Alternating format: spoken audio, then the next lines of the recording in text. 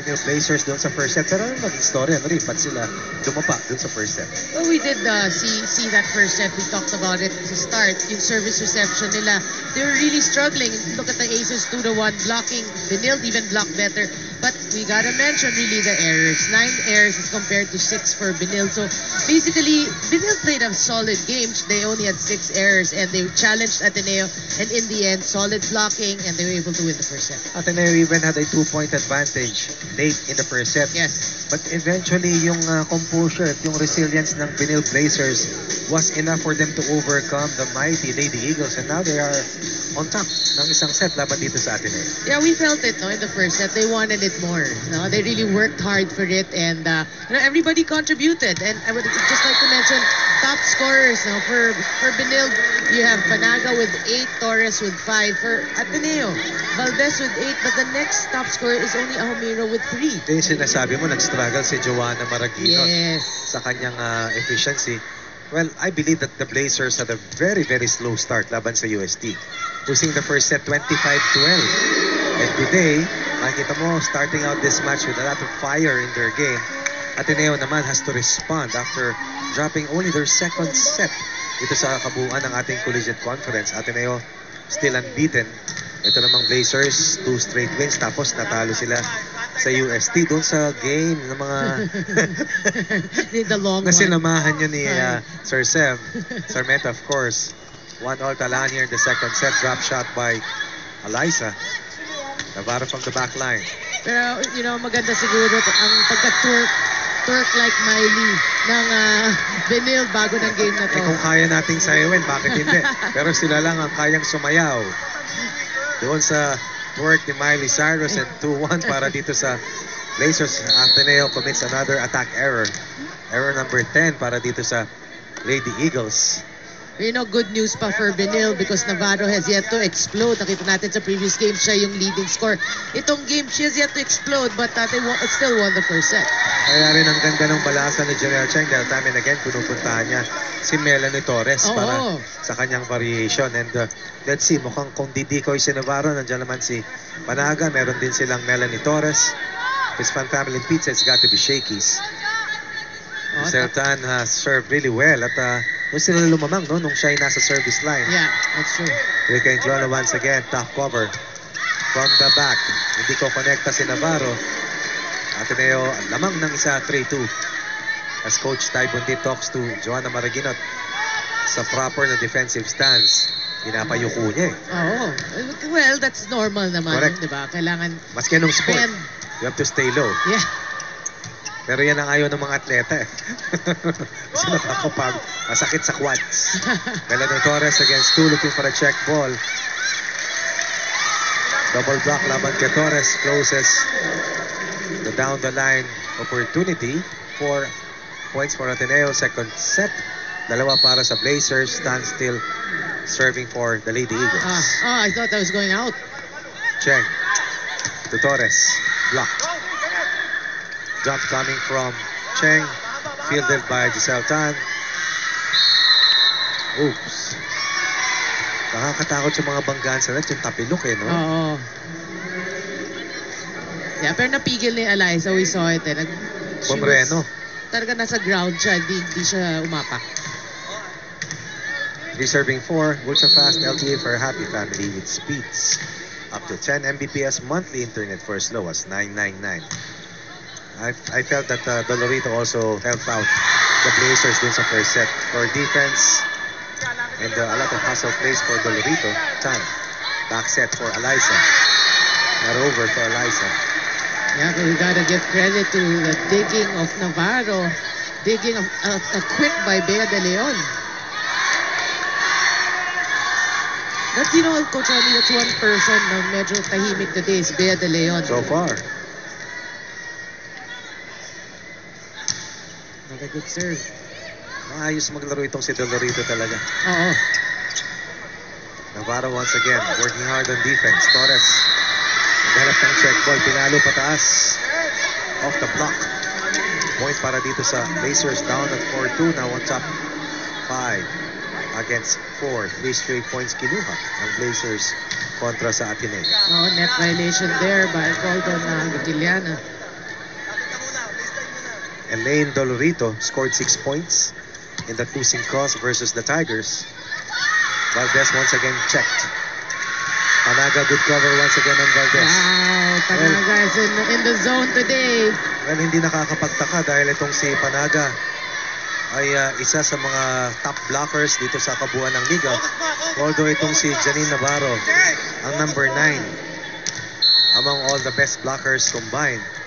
Panaga's got the height, Navarro has got the hustle plays, and so far, yan ang nagiging puhunan dito ng Blazers, and this will be 5 straight points for the Blazers already in the ring from being down at 2 serving 4 or 2 receiving laban sa 4 ng Ateneo, and ngayon 7 na para sa Blazers, 4 para sa Lady Eagles. Yeah, but we mentioned that in the first set. That's the problem of Ateneo, is their service reception, and right now, again, they're struggling. But that's a pretty good one by Ella.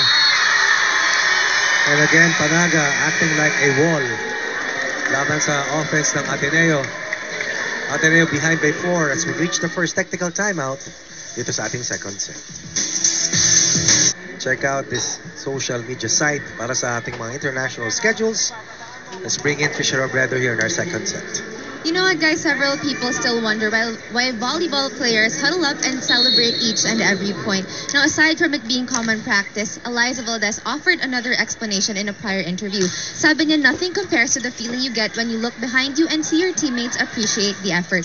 Now, in the huddle, they still recognize the sparks of brilliance and acknowledge the mistakes they made in the first set. Despite dropping that first one, however, the Lady Eagles still remained very calm and collected. Sabi nga ni Amy Amiro, bawi na lang at happy-happy ulit dahil game time na.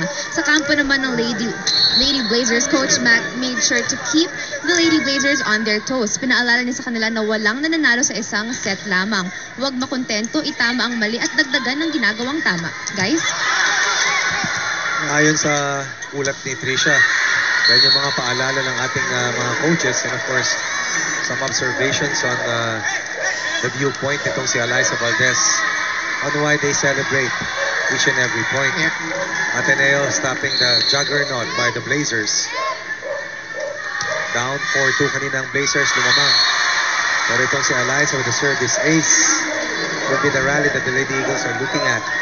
6 serving 9. Eliza Valdez serving for Ateneo. The official outfitter of the Shakey's B-League is Axel. Eliza once again, this time in Clona, nahirapan. Free ball para dito kay Navarro. Tan. Tumaragino, check by Enclona. Navarro from the back. Nabitin, Cheng, dump. Tan going to Eliza. Oh, into the net. Ang dami nilang ganyan, no? Nakakapagtaka. Well, there are good days and bad days, and so far, Benil's having a good day. Ateneo having a pretty bad day. There are good days in bad days, but not in traffic.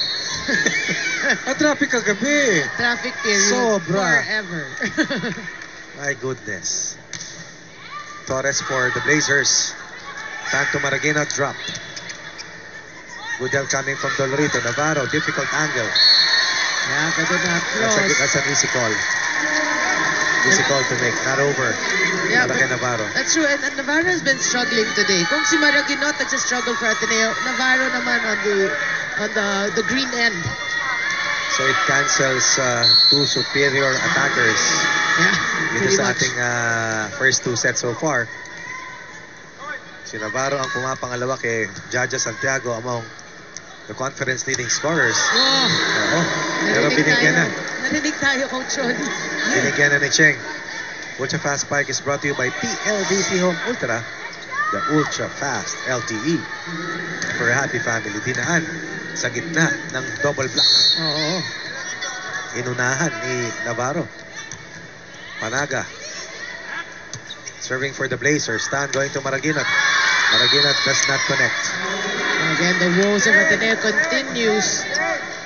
Yung control ni Joanna today ang hindi swabe. Yes, no? yes. Parang hindi niya yung contact niya sa bola, hindi solid. Hindi solid. But for Benil, you gotta love it. They've been serving very well so far. The first 2 games, first 2 sets, and another miscue for Ateneo. Now Humira will not connect with Michelle Tan. And before we reach the second technical timeout, Coach Tai Bundit calls ceasefire. One court, different court. But cannot fight. Fight low power. Why? I box court, forcing. Inside, only inside. Okay. Landing, happy. Relax lang. 1 point na to. It's just starting it. Tara. 1 point now. 1 point. Happy. 1, 2, 3. There's a sign of concern, definitely, on the faces of the Lady Eagles. But the experienced players such as Eliza Valdez and, of course, Amia Humira trying to encourage the rest of the pack for the Eagles. So far, the Eagles have not soared laban dito sa Blazers. Talagang mukhang up to the task so far. Yes, and you know that the first set win, obviously, was a morale booster for the Lady Blazers. Naiba bigla yung kumpiyansa rito ng Blazers. Cheng has been in supreme control of the offense of the Blazers. Back set for Gikiliana. Still live. Free ball. Maging sa free ball. Still way too long para kay Maragino. Yeah, and that was a good block for Navarro. You know, maganda rin for the Blazers. Aside from serving well, they've been blocking very well. From a count of being down at 4-2 since that time, 12 points ang kinuha dito ng Blazers kumpara sa tanging 3 in the last 15 rallies. Dito sa laban sa second set, Navarro. Once again, battering the double block. Now you can feel the aura right now of Benil at an all-time high, Coach Ronnie. And no doubt, this Ultra Fast Spike is brought to you by PLDT Home Ultra, the Ultra Fast LTE for a happy family. Alam mo, pag ganyan kumukumpiyansa ka, kikilabutan ka eh. Pero alam mo, unti-unti mapapaniwala mo yung sarili mo. Kaya. Exactly. May chance. Malagyan again with another attack error. It was 12-7, 13-7 dun sa huling timeout ni Coach Tai Bundit. But now it's a 13-7, 16-7 rather, second technical timeout. Blazers still ahead. Naming hinahatid ng aksyon sa Shakey's V-League. And for your V-League updates sa GMA International, these are the sites that you can go to check out the latest in and outs sa ating Shakey's V-League. Pero, ayong Sabado na hapon na ating face of the game, kasamang na rin kampi sa Ateneo, kampi sa Blazers, si Audrey Rose Agno, kami kampi sa Shakey's. 19 years old from Quezon City, ang ating face of the game. Pero ang ating face of the game ay pumapabor dito sa Blazers. Oops, si Seltan almost hitting our technical side. And Ateneo's stand here in the second set. Definitely challenge.